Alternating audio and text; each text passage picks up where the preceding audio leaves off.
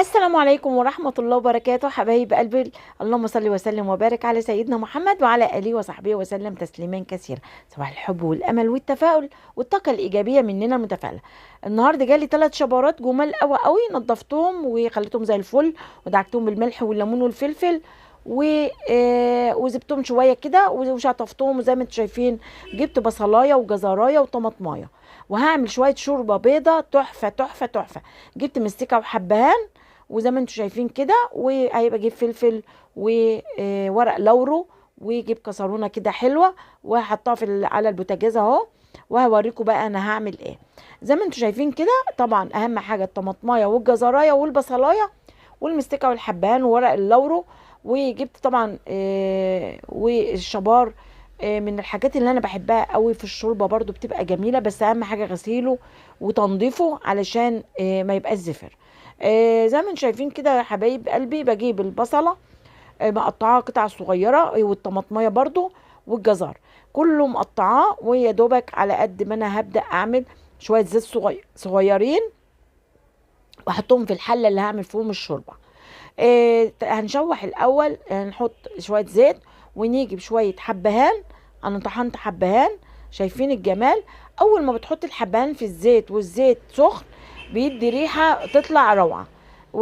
ومستكه وكم مستكيه كده، وبنزل بقى بالطماطم والبصل والجزر.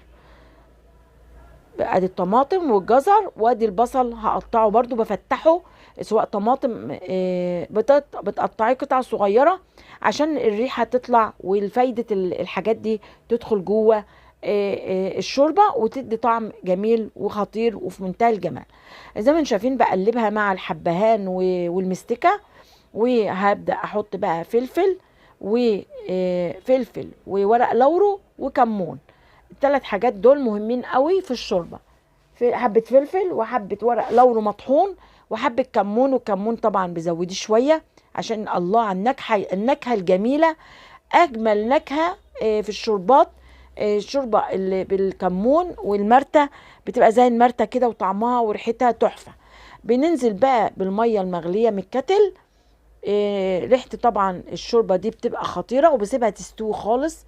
طبعا هي كده قلت لا خليها كمان شويه تستوى، هغطيها واسيبها تاني، وبعد كده هقول لكم انا هعمل ايه. طبعا زي ما انتم شايفين 3 سمكات حطيتهم في قارب عشان اوريهم لكم، شكلهم جميل وزي الفل واصغر من اللي انا عاملاهم قبل كده. اللي انا عاملاهم قبل كده كانوا اكبر من دول، كانوا سمكتين 2 بس كانوا جمال، وانا نزلتهم من غير صوت، هعملهم تاني وهنزلهم بالصوت، كانوا صيادية سمك تاني غير ده. زي ما انتم شايفين كده يا حبايبي، نسيت احط الملح، قلت اما احط الملح بالمرة. نزلت بالملح معلقتين حلوين كده على قد المعلقة الصغيرة دي، وهبدأ بقى ايه انزل بالسمك الجميل اللي انتم شايفينه.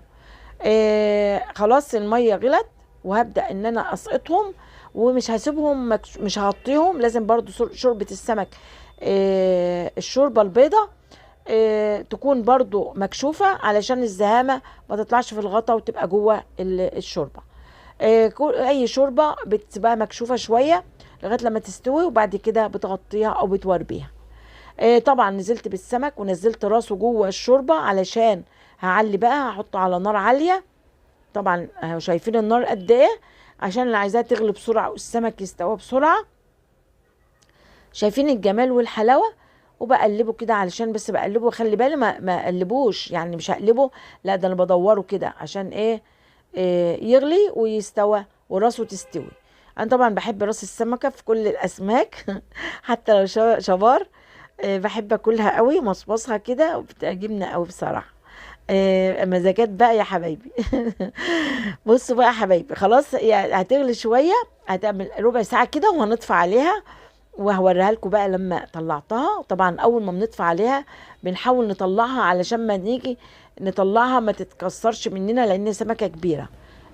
بصوا يا حبايبي، زي ما انتم شايفين كده بطلع الريم وبحط الميه كده على السمكه عشان ايه اهو. شايفين جمالها وحلاوتها؟ تحفه تحفه تحفه. خلاص ببدأ اعمل الرز بالشعرية للسمكة الشوربة الجميلة التحفة اللي انا عملتها. وببدأ ان انا احمر الشعرية قوي، لازم تتحمر يا حبايبي، بروح اجيب الرز احطه في مصفى علشان انزله على طول، ما اقعدش بقى اخد حبه حبه، لا بنزله على طول زي ما انتم شايفين كده. هاجي اقلبها تقلبتين وهرجع تاني اجيب الرز واحطه عليها، وعشان شوف اجيت اقلب تاني، وهبدا ان انا شايفين اتحمرت بسرعه ازاي. ما بتاخدش وقت خالص الشعريه يا حبايبي، خدوا بالكم قوي عشان ما تتحروقش وتبقى مش حلوه. خلاص قلبتها، واللون اللي انا عايزاه برجع تاني. فينا ناس بتعمله غامق اغمق من كده، بس انا بقول كده كويس قوي. بقلب فيها. انا مرضتش اصغر الفيديو كتير، عايزاه يبقى معقول. بنزل بقى بالرز الجميل دون، وما بشبعش منكم يا حبايبي. ما تنسوش تعملوا لايك وانتوا بتتفرجوا، لايك لايك لايك يا حبايبي، عشان الفيديو يجيب ساعات. انا ناقص لي ربنا يسهل كده، انتوا بتكبروني وهكبر بيكم يا حبايبي. خلاص هجيب بقى الملح احطه على الرز واقلبه، وبعد كده هجيب الميه اللي في الكتل اهو، شوفوا حبه حبه كمان وبس كده. انا ما بحبش الملح كتير، بحب الملح يكون معقول. ببدا ان انا خلاص اقلبه، وهبدا احط الميه اللي هقلبه كويس. لازم يتقلب يا حبايبي كويس، بمسك بس بالايد اهو.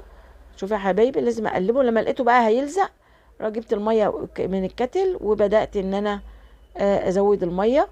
واول ما بتغلي شويه يا حبايبي بنروح موطيين عليها ونسيبها تستوي في ميتها، برضو بيبقى فيها ميه، مش بنستنى لما ينشف الميه، لا بتبقى لسه فيها ميه ونوطي عليها ونسيبها تستوي. هبدا انزل بالميه المغليه،